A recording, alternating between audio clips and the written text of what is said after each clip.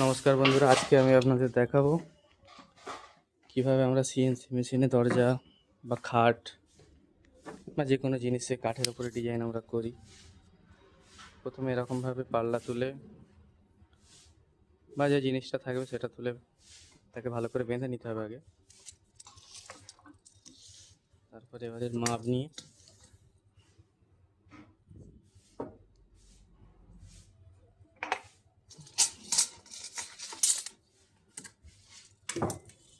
সাড়ে 73 করে মাপ নিয়ে এবার কম্পিউটারে প্রোগ্রামিং করতে হবে।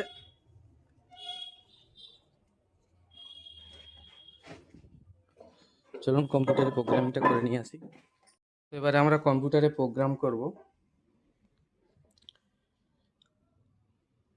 আমি তো এক হাতে পুরো প্রসেসটা আপনাদের দেখাতে পারবো না, কোন ডিজাইনটা হচ্ছে আমি আপনাদের দেখিয়ে দিচ্ছি।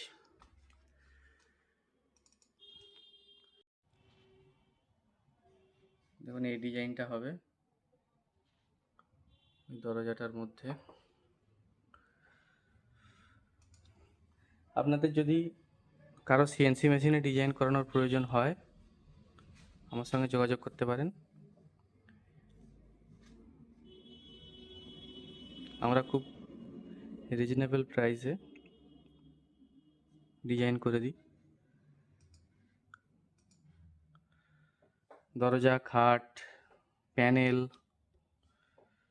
2 প্যানেল, 3 প্যানেল, 5 প্যানেল দরজা, সলিড খাট।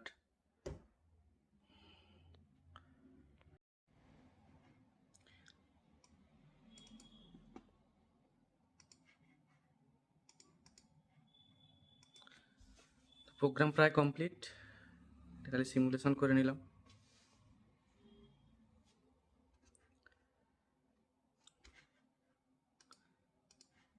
এটা সেভ করব, তারপরে মেশিনে চালাতে যাব।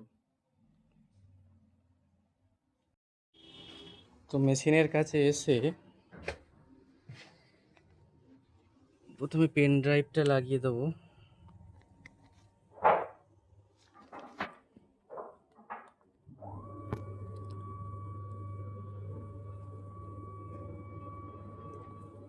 ফার্স্টে আমরা লাইন চেক করে নেব।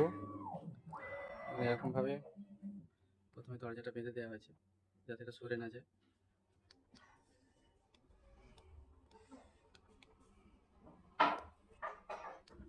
প্রথমে লাইনটা চেক করে নেব যে বাইরে বাইরে ঠিকঠাক আছে কি না।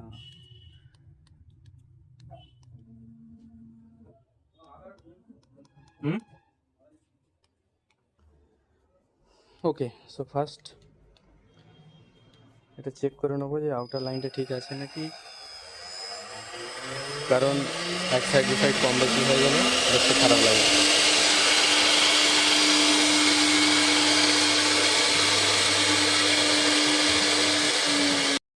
ওকে, দেখুন এরকম ফুটিয়ে ফুটিয়ে চেক করে নিচ্ছি কেন 5 ইঞ্চি,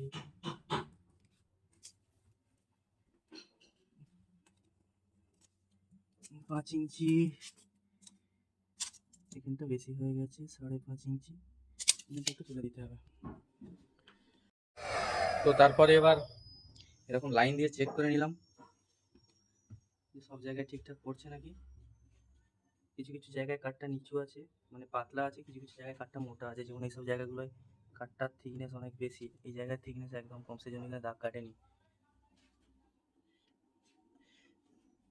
এবারে সব ঠিকঠাক আছে, খালি এবার তো এবার কোন ডিজাইনটা সিলেক্ট করে খালি মেশিনটা চালিয়ে দেবো, ওর কাজ করতে থাকবে।